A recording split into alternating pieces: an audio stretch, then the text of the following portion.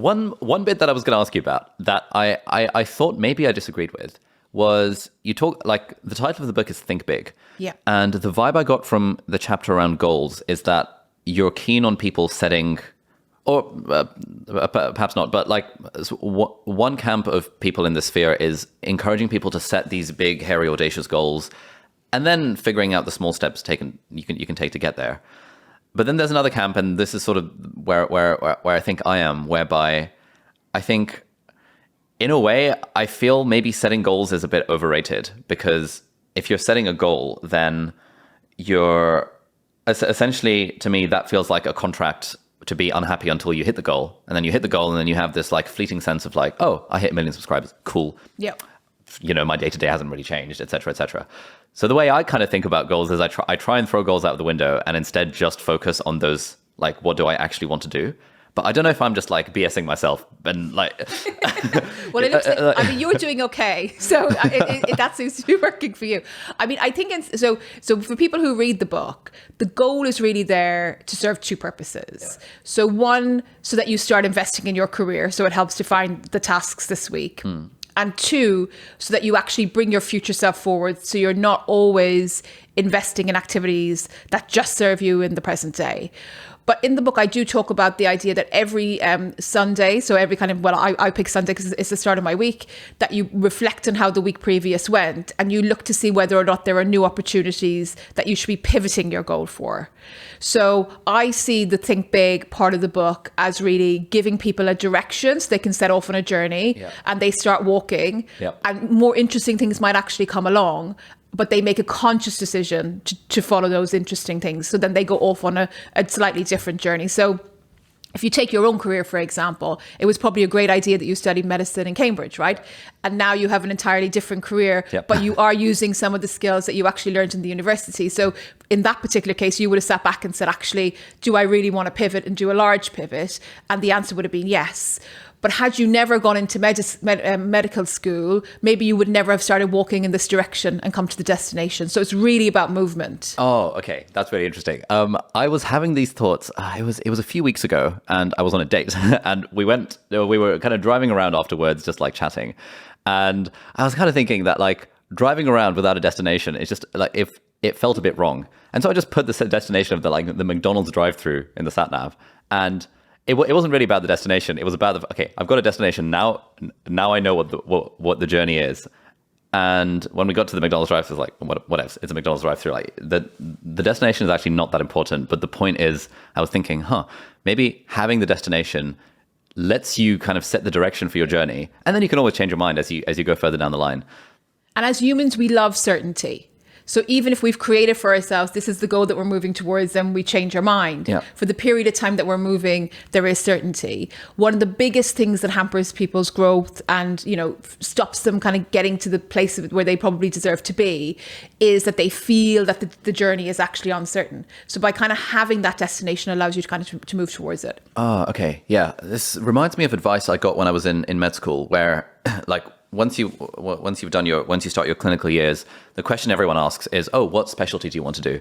And the honest answer for the vast majority of people is, I don't freaking know. I have no idea. Yeah. There are those odd like weirdos that have decided at the age of 3 they want to be a neurosurgeon. Yeah. But for most of us, it's like, honestly, I don't know. I just want to kind of get a feel of different specialties and kind of. And the advice that one of the consultants who I really respected gave me was that, look, honestly, just pick something and start moving towards it, because then you will start doing things that will build up your CV and you'll start actually finding opportunities your way. Yeah. And then if you want to change your mind, it's much easier to change direction when you're moving forward rather than when you're stationary. And you learn about yourself as well. What do I like and what do I dislike, which you won't do if you're just kind of standing still. So kind of, I write about what should you do if you have no idea what you want to do in the future, where a lot of young people are, and actually people who, who are later in life.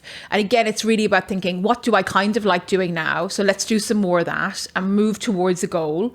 And then on the way, being really reflective, am I enjoying these tasks, or am I just doing it because I like the idea of becoming a surgeon or becoming a lawyer or becoming another job title? And I really want people to move away from the second. I kind of think with the future of work, we have this disruption where people who are able to kind of pivot, know what their skills are, job craft, which you've mentioned already, it will really stand to them. Yeah, so it's like you're moving away from being and more towards doing. Yes. Being a doctor, but versus like, what does the day-to-day of practicing medicine actually look like? And does this sound like the sort of thing that is my idea of fun right now? And I guess like it's kind of, there's that thing in the research about it's hard for us to predict what will make us happy in the future. Yeah. But it's a reasonable first approximation that the sort of stuff I enjoy doing now, like talking to people like you or like making videos, is likely to also probably make me happy in the future. And if it doesn't, then, well, I can just change course. Yeah. This is like a grid search. So what the government should have done in COVID, and some governments did incredibly well, was what we call this grid search strategy, where they get new data, they update their decision making based on the data, and they're willing to go backwards, or they're willing to go left, and they're willing to go right, and always having that openness to a change of direction. And I think if we kind of bring that into careers, that really we don't know our preferences very well. We've watched some TV when we're young, so depending on what you watch, that might actually ultimately determine your career. Maybe you move towards that if you have no idea, but always paying attention to: am I enjoying the tasks? Do I feel purpose? If I was doing this in 5 years' time, would I be really, really happy?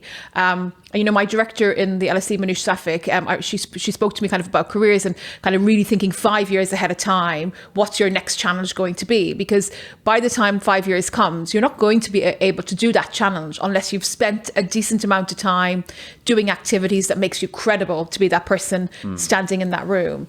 And really taking that approach, I think, can help people. Okay. Yeah, interesting. We're going to take a very quick break to introduce our sponsor for this episode, and that is Brilliant. I've been using Brilliant for the last 2+ years. They're a fantastic platform for learning maths, science, and computer science with engaging and interactive online courses. And the great thing about Brilliant is that they really teach stuff from a very first principles-based approach. It's almost like the way that we were taught in places like Oxford and Cambridge, where you learn a concept and then you apply the concept to an interesting problem, rather than just being spoon-fed stuff like we initially learned in school. My favorite courses on Brilliant are the computer science ones. As some of you guys might know, I was torn between applying to medicine and computer science. I went for medicine in the end, but I always had an affinity to computer science, and taking the courses on Brilliant, like their introduction to algorithms and their introduction to Python, really helped me get more of a grasp of computer science than I've ever had before. It's also great for learning how to code, which is an incredibly useful skill to have, especially if you want to start a business. And I attribute like 98% of my business success to the fact that I learned how to code when I was in secondary school. So if you want to check out the courses on math, science, and computer science, then head over to brilliant.org/deep dive,